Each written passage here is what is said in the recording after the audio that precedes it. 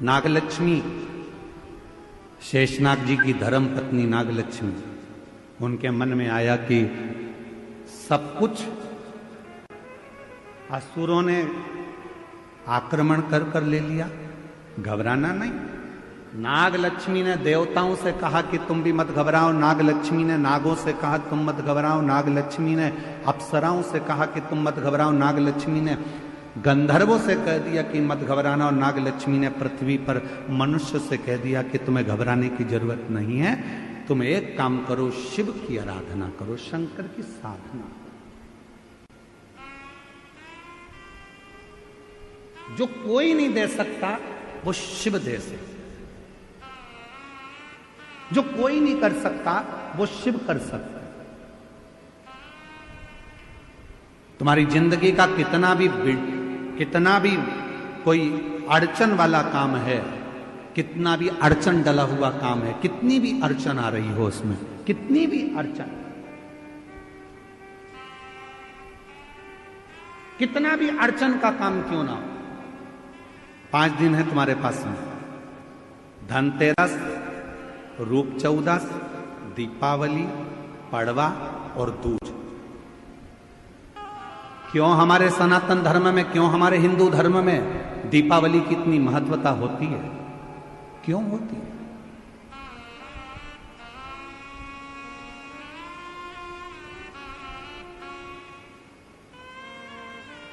सारी सिद्धियां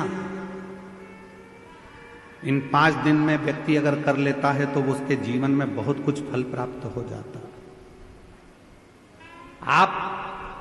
हम बहुत घंटों तक बैठकर साधना नहीं कर सकते, हम बहुत देर तक बैठकर तप नहीं कर सकते, हम बहुत लंबा यज्ञ नहीं कर सकते, हम बहुत लंबा अनुष्ठान नहीं कर सकते, पर यदि हमारे जीवन को हमें सफल बनाना है, हमारे जीवन को यदि हमें मंजिल तक पहुंचाना है, अड़चनों से बाहर निकलना है, तो ये 5 दिन जो दीपावली के कार्तिक महीने के मिले हैं, ये 5 दिन जो नाग लक्ष्मी ने सारे देवताओं से, सारे गंधर्वों से, सारी अप्सराओं से, सारे नागों से, सारे मनुष्यों से नाग लक्ष्मी ने जो करवाया वो तुम्हें करना।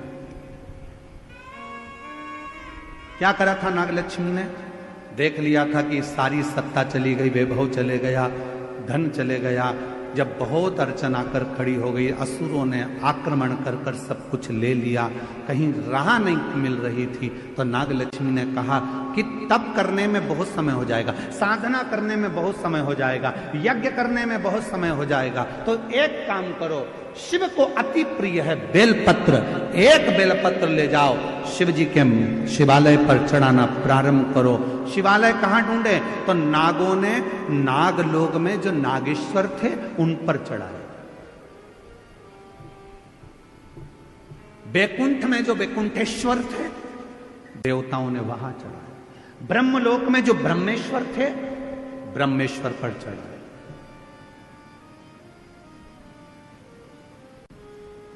गंधर्व लोक में जो थे गंधर्वों के लिए वहां चढ़ा। सबने भगवान शिव की आराधना करना प्रारंभ कर, सब। और क्या आराधना करी उन्होंने? उनको नहीं मालूम था कि नागलक्ष्मी ने कहा है 5 दिन बेलपत्र लेकर जाते, शिव जी को जल चढ़ाकर एक बेलपत्र समर्पित करते और प्रणाम कर कर आ जाते। ये 5 दिन आप बड़ा यज्ञ नहीं कर सकते, साधना नहीं कर सकते, तप नहीं कर सकते, आराधना नहीं कर सकते, तो अपने घर के अंदर पूरे घर में भ्रमण कर कर एक बेलपत्री को बीच वाली पत्ती से पकड़कर पूरे घर का भ्रमण कर कर अपने मन की कामना कर कर बाबा देवाधिदेव महादेव को ये 5 दिन रोज एक बेलपत्र चढ़ाना प्रारंभ करो। 5वां दिन हो दूज का, उस दिन एक बेलपत्र जब चढ़ाओ तो उसी बेलपत्र को वापस लेकर आ जाओ और अपने घर में किसी भी जगह पर उसको साल भर रख कर देखिए, जिंदगी की सारी अड़चनें समाप्त होगी, कार्य में सफल। यह नागलक्ष्मी के पूजन का दिन।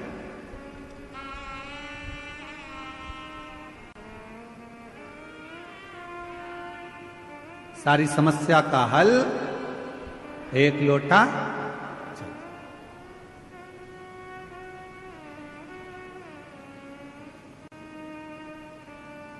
महाराज।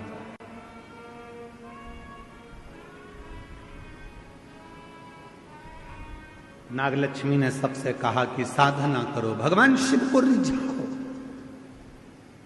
सब लग गए रिझाने में, कोई तप कर रहा है, कोई साधना कर रहा है, कोई यज्ञ कर रहा है, कोई अनुष्ठान कर रहा है, पर देवता भगवान शंकर राजी नहीं होते। भगवान शंकर तो बड़े निर्मल, भोले, सहज, ये सबसे दूर हैं। शिव जी तो कहते हैं मेरे को पाना है तो तुझे मेरे जैसा होना पड़ेगा, मैं भोला तू भोला।